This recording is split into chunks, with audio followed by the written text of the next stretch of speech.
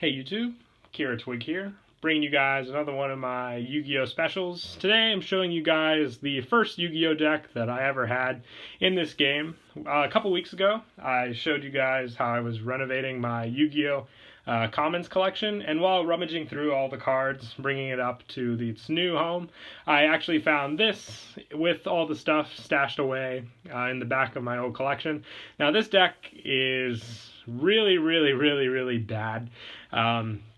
Some of you can argue that it's good, but I'd love to argue with those people in the comments just because this is the deck I had when I was 9 years old, first introduced to the game. I'm sure there are a lot of 9-year-olds now who play the game that would be a lot better at the game than I was. You can say I was definitely scrub tier, or however you want to call it. With this deck, it was literally the kind of deck that you would, the typical new kid on the block Yu-Gi-Oh player would play. But without enough talk, let's go ahead and jump right in. As you can see, I got the Yu-Gi-Oh pin that came out from Toys R Us when this deck first used. I had the deck box as well, I think I got from there as well. They used to have Yu-Gi-Oh tournaments at Toys R Us, and they honestly didn't care what you used there, because it was just a bunch of kids messing around.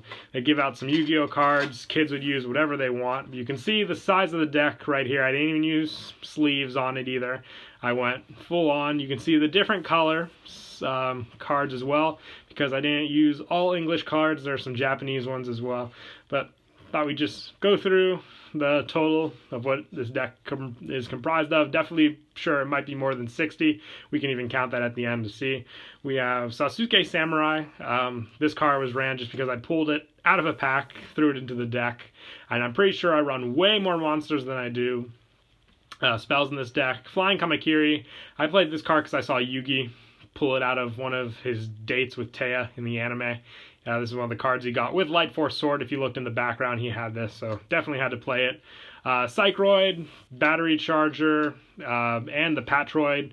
Same with the Midshield Garna, the Steamroid. All came out when the new Cyber Revolution packs came out, so threw them into the deck.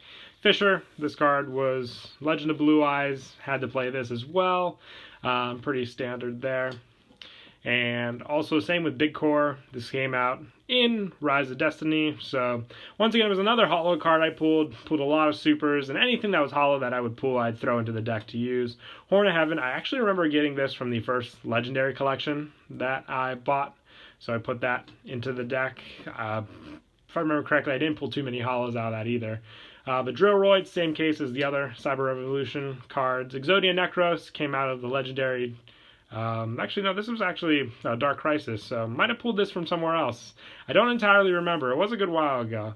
Now, on and off, I kept my cards in pretty good condition just because I didn't let anyone else touch them, and they always stayed in the deck box. I kept it pretty close. I didn't rattle it around too much. Dragon Caption Jar, all the anime references with this deck. Fusion Recovery, same concept. White Dragon Ritual, I ran one of each, because you knew I would be able to get this card out in the deck, obviously. Now, I was a big fan of the mask cards from the Double Duel in the Battle City, so I tried to get them all, almost had them all, could never get Mask of Restrict. I think it was the highest rarity card at the time, so definitely difficult there. Now, Batteryman C. Now, I honestly believe that I did play some of these cards from GX in one of my first decks. Now, thinking about it, they might have been put in later on when I was into Elemental Heroes and had that deck, but that deck wasn't my first deck. This was basically the core of what I originally played. I might have just thrown them in here. I might not. Kind of hard to remember, but I definitely remember going to some games with some GX cards and playing them. And Cybernetic Revolution and the Lost Millennium were some of the first packs that I bought when I got back into the game during GX. Flying Kamakiri, honestly, I don't think there was too much I could grab from that card in this deck. Jetroid, I think I actually tried to play at least one of each of the Roids in this deck as well. Shadow of Eyes, anime card, same with Jigen Bakudan. Pegasus made it look so cool when its effect, now that I look at it, is kind of lackluster in comparison. Getting on to some of those Japanese cards, I remember going to New York and seeing some of these in a structure deck. Was given the structure deck. I think either I got the Pegasus one or my sister got the Pegasus one, and I got either the Joey or the Kaiba one. Either way, we mixed and matched all those cards. Joey ran Fairy Box in the anime.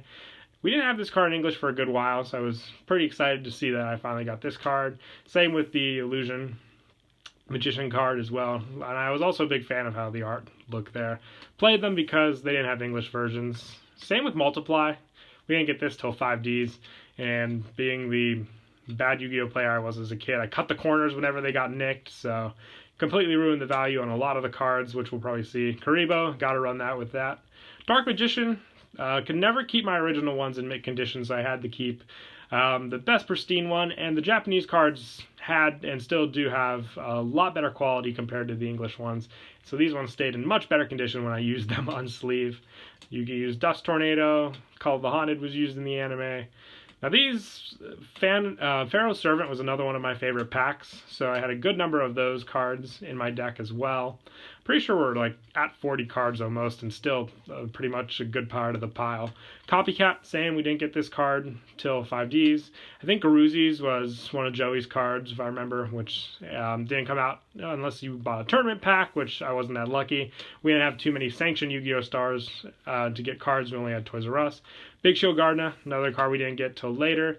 I didn't know this was Monster Reborn for a good while, but ran it just because it looked different. I thought it was a different card as a whole. Grave Robber, Joey used it, and I couldn't find a super one for the life of me. Pharaoh's Serp, cards, more rare cards that could destroy monsters, which was a big thing when I was a kid. As long as I could destroy my opponent's monsters. Rocket Warrior. I wasn't a fan, as you can see, of a lot of foil cards in a deck because they had the hollow bend and without sleeves. It definitely showed, and I was a perfectionist of a kid. I wanted the deck to look perfect when it was set down. Shining Abyss was used by the masked Umbra and Luma with their mask cards, so I played that. Soul Exchange was used by Kaiba, Chimera. He probably stayed in. I didn't keep it in the extra deck at the time, but I don't even know if Burformet's in here to make it. But more Pharaoh's Servant cards. The Crush card that Kaiba used, definitely had to run that. Panther Warrior, same. Archfiend Gilfer, same. Now, I thought that the Silver Bow and Arrow was the living arrow at the time that Yugi used, but more Spell-Shining Arrows, that card. But it had the arrow on it, so I pretended that was the living arrow. Dark Necrofear was used by Bakura. Defusion used by pretty much everyone. Skull Invitation was in the anime. Pharaoh's Servant, Remove Trap used by the Paradox Brothers. More Japanese cards. Pharaoh's Servant, and like I said, I really love those structure decks. But I think I went way over the 60 card limit with this deck. But like I said, they didn't really care at Toys R Us. They were just there, show off your Yu-Gi-Oh cards, play some games, get free stuff, which was always the big thing there. I remember I always got the Machine King. That was one of the first promos I got when I went there. And like I said, I was a kid at the time. Never thought I'd still be into Yu-Gi-Oh! 15 years later, which is quite insane, but happy because it's one of my favorite hobbies out there to do. And I'm glad I shared this with you guys. I'm sure we all have some first crazy Yu-Gi-Oh stories depending on how old we were and when we got into the game. Even starting up the game, whether it's buying a structure deck and starting from there and then evolving to something bigger. We all have those Yu-Gi-Oh memories that, we remember to the day. And that's what I want to know from you guys as well, what your Yu-Gi-Oh memories are. But I hope you all enjoyed the video. Once again, please don't forget to leave a like and subscribe. And until next time, Kiratwig2 out.